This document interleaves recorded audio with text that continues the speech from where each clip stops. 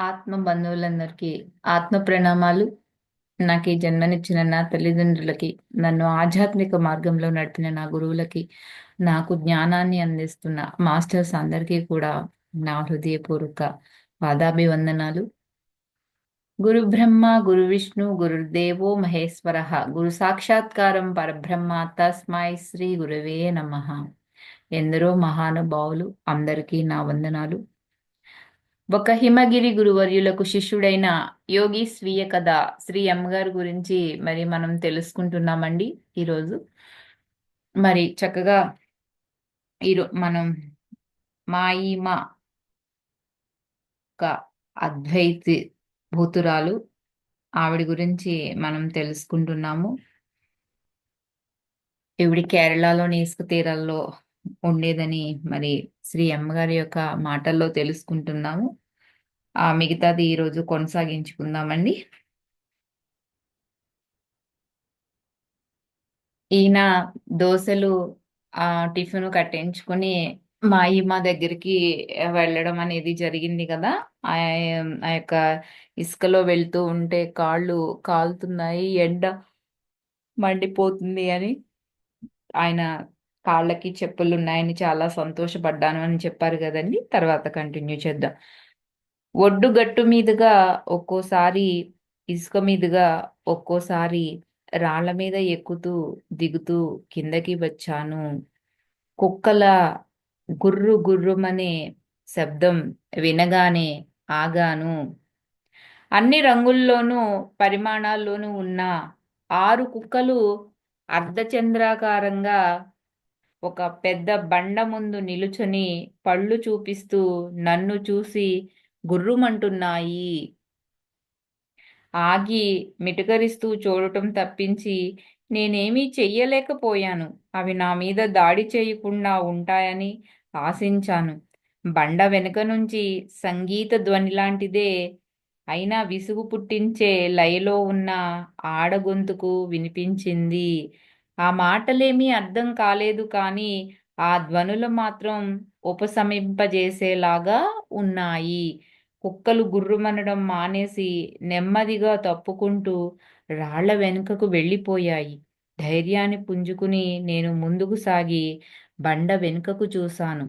అక్కడ ఆవిడ మరో రాతి మీద జార్లాపడి చంటి పిల్లలాగా నగ్నంగా కూర్చుని ఉంది. ఒక సమయంలో ఆ సూర్య దగ్ధమైన నల్లబారిన ముఖం ఎంత అందంగా ఉండేదో కదా అని నేను ఆశ్చర్యపోకుండా ఉండలేకపోయాను.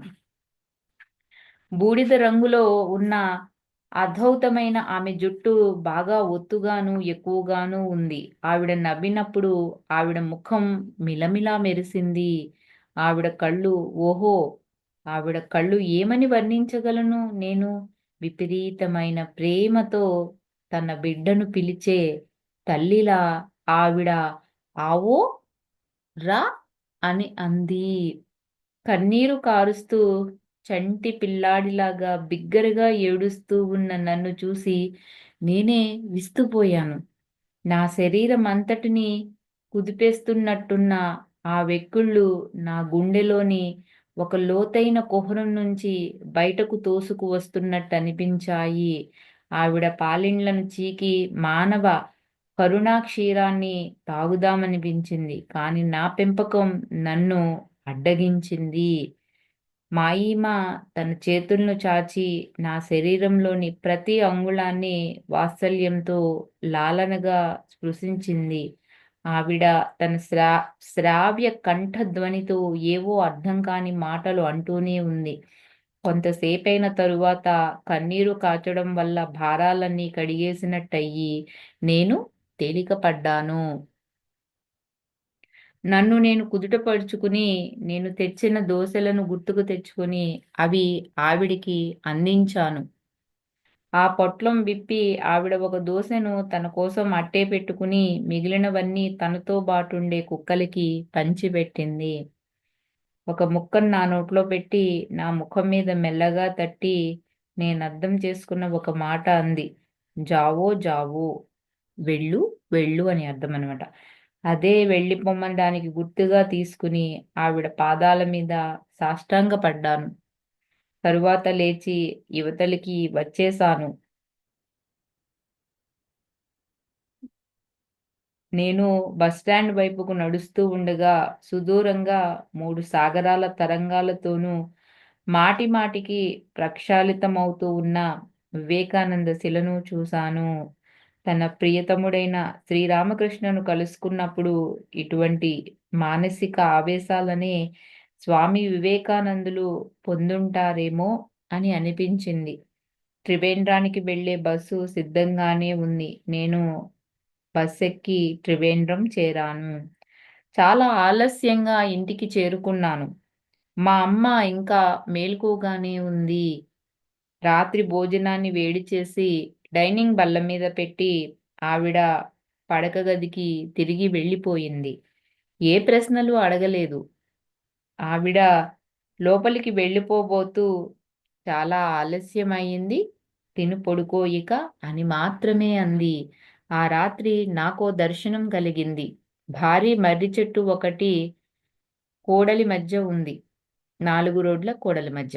ఆ చెట్టు కింద బుద్ధాసనంలో నేను మఠం వేసుకుని కూర్చుని ఉన్నాను. నేను సన్నటి ఒక గోచి గుడ్డ తప్ప మరే బట్టలు లేకుండా జడలు కట్టిన జుత్తుతోనూ, నల్లటి గెడ్డంతోనూ ఉన్నాను. ఆ రోడ్లలో ఒక రోడ్డు నుంచి ఒక మొరటు చేతికర్ర పుచ్చుకుని ఎవరో వచ్చారు. ఆవిడ దగ్గరకు రాగానే నేను ఆవిడని పోల్చుకున్నాను. ఆవిడ మా ఈమ. కానీ ఇప్పుడావిడ వంగవన్నె చీర కట్టుకుని ఉంది. నేను ఆవిడని చూస్తుండగానే ఆకస్మికంగా ఆవిడ పొడుగెదిగింది. దాదాపు ఆ వటవృక్షమంత పొడుగయింది. ఆవిడ నా వైపు చూసి నవ్వుతూ ఇలా అంది. నాకు ఆకలిగా ఉంది. ఏమన్నా తినటానికి పెట్టు అని. నా దగ్గర ఏమన్నా అన్నం ఉందన్నమాట నాకు గుర్తు లేకపోవడం వల్ల నేను చిక్కుల్లో పడ్డాను. నీ భిక్ష పాత్రలో చూడు అందావిడ. దాంట్లో చూస్తే ఒక అన్నం మెతుకు ఉంది. అది ఆవిడకు క్షమాపణ చెప్పుకుంటూ ఇచ్చాను. దానిని ఆవిడ చాలా ఆస్వాదిస్తూ తింది. కుడి చేత్తో నా నుదిటిని తాకింది. నీ కళ్ళు మూసుకో అంది ఆవిడ. నా నుదిటి మీద నుంచి అనిర్వచనీయమైన ఆనంద తరంగం నా శరీరంలో ప్రవేశించి ప్రతి కణంలోనూ వ్యాపించింది. అప్పుడు నేను మేల్కున్నాను. తెల్లారి చాలా సేపే అయ్యింది. అద్భుత లోకాల్లో కల్లా అద్భుతమేమిటంటే నా శరీరం ఇంకా ఆనందంతో స్పందిస్తుంది. అది ఎంతగా స్పందిస్తుందంటే నేను నా కాళ్ళ మీద నిలకడగా నిలుచోలేని తాగుబోతులాగా ఉన్నాను. ఏదో విధంగా స్నానాల గది వైపుకు తప్పటడుగులతో నడిచి వెళ్ళి తేలికపడి మళ్ళీ పక్క మీదకు తిరిగి వెళ్ళి పడుకున్నాను. నాకు ఒంట్లో బాగోలేదని, నేను కాలేజీకి వెళ్ళలేనని అమ్మకు చెప్పాను. నా నుదిటి మీద చెయ్యేసి చూసి నాకు చాలా జ్వరముందనుకుంది ఆవిడ. ఆ రోజు పొద్దున్న అల్పాహారంగా నాకు కంచి మాత్రమే దొరికింది. అంటే అన్నం వార్చుగా వచ్చే గంజి ఉంటది గదండీ! దాన్ని వాళ్ళు కంజి అంటారనమాట. సాయంత్రానికి ఆ తాపం చల్లారింది. నేను సామాన్య స్థితికి తిరిగి వచ్చేశాను. ఆ గుర్తు మాత్రం ఎప్పటికీ నిలిచే ఉంది. ఎందుకంటే ఫ్రెండ్స్ మనకి ఆవిడ చెయ్య వేసి మరి నాస్వీరదించినప్పుడు కళ్ళు మూసుకో అన్నప్పుడు ఆ నుదిటి మీద మనకి ఇక్కడ ఒక 2 కొనవల మధ్య ఆజ్ఞా చక్రం ఉంటుందండి. ఆ చక్రాన్ని వాళ్ళు గురువులు ఎంతో జ్ఞానాన్ని ఇచ్చి దానిని వాళ్ళు మేల్కొల్పుతూ ఉన్నప్పుడు మన శరీరంలో ఒక 10,000 అలా ఒక మెట్రిక్ టన్స్ వోల్టేజ్ మన బాడీలో పాస్ అవుతుంది. దానివల్ల ఆ యొక్క వోల్టేజ్‌ని మనం ఆ కాంతి తరంగాలు మన శరీరంలో అడ్జస్ట్ అయ్యేటప్పుడు మనకి మన బాడీ ఏమవుతుందంటే సిక్ అవుతుంది కొంచెం. అదే ఆయనకి ఆ నీరసం అనమాట. అందుకే అతను లెగలేక లేచి వెళ్ళి స్నానం చేసి వచ్చి మళ్ళీ వెళ్ళి పడుకున్నారు. ఆ స్థితిలో వాళ్ళకి ఆ శరీరానికి విశ్రాంతి ఇవ్వాలన్నమాట. ఇచ్చినప్పుడు అదంతా సరైపోతుంది. అదే జరిగిందనమాట. ఇది మాయమ్మ గురించి శ్రీ అమ్మగారు ఆవిడనెలా దర్శించుకున్నారు, ఆవిడ వల్ల ఈయనకి ఎలా ఆ ఎనర్జీస్ వచ్చినాయి, మళ్ళీ ఆజ్ఞా చక్రాన్ని ఎలా ఆమె యొక్క మాయమ్మ యొక్క ఆశీర్వచనాలు ఈయన పొందారు అన్న విషయాన్ని మనకి ఇక్కడ వివరించారు. థ్యాంక్ యూ ఫ్రెండ్స్ అందరూ గూడా. మళ్ళీ రేపటి ఎపిసోడ్‌లో మనం 13 అధ్యాయం పవిత్రోన్మత్తత అవగతం కావడం అంట. పవిత్రోన్మత్తత. మరి ఆ పవిత్ర ఉన్మత్తత ఏంటో, అది ఎలా అవగతం అయ్యిందో అన్న విషయాన్ని ఆయన మాటల్లో రేపు తెలుసుకుందామండి. మరి అప్పటి వరకు అందరికీ కూడా ధన్యవాదాలు. మీరు తెలుసుకున్న ఈ జ్ఞానాన్ని ఇంకొక 10 మందికి పంచండి. ఎందుకంటే ఫ్రెండ్స్, నేనిక్కడ ఒక విషయం మీకు తెలియచేయాలనుకుంటున్నాను. నేను ఈరోజే తెలుసుకున్నాను ఈ విషయాన్ని. మనం దానాల్లో ఎన్నో దానాలున్నాయి. అన్నదానం ఉంది, వస్త్రదానం ఉంది. ఆహ్, భూదానం ఉంది, గోదానం ఉంది. కానీ అవన్నీ కూడా నశించే దానాలు ఫ్రెండ్స్. అన్నదానం మనం ఒక రోజు పెడితే సరిపోతుందా? లేని వాళ్ళకి రోజూ పెట్టాలి. వస్త్రదానం ఒక రోజు బట్టలిస్తే సరిపోతుందా? మళ్ళీ సంవత్సరానికైనా వాళ్ళకి మనం వస్త్రదానం చేయాల్సిందే గదా! భూదానం ఒకళ్ళకిస్తే సరిపోతుందా? లేని వాళ్ళు ఎంతో మందున్నారు కదా! మరి అందరికీ భూదానం చేయాలి కదా! అలాగే ఇంకొకటి గోదానం. గోవులను కూడా అంతే మరి. కానీ ఏ దానమైతే ఒక్కసారి ఇస్తే మళ్ళీ ఇవ్వవలసిన అవసరం లేదో అదే జ్ఞాన దానమండి. మనకు తెలిసిన జ్ఞానాన్ని మనం ఒక్కసారి ఒకళ్ళకి పంచితే సరిపోతుంది. మళ్ళీ వాళ్ళకి మళ్ళీ మనం పంచాల్సిన అవసరం ఉండదు. మరి నా యొక్క హ్మ్. చిరు ప్రయత్నానికి మీ వంతు సహాయ సహకారాలందించి, మరి ఈ జ్ఞాన సేవ, జ్ఞాన దానాన్ని ఈ కార్యక్రమంలో మీరు కూడా పాలుపంచుకుని, నన్ను ముందుకు నడిపిస్తారనే ఆకాంక్షతో నేను మీ అందరి దగ్గర సెలవు తీసుకుంటున్నాను.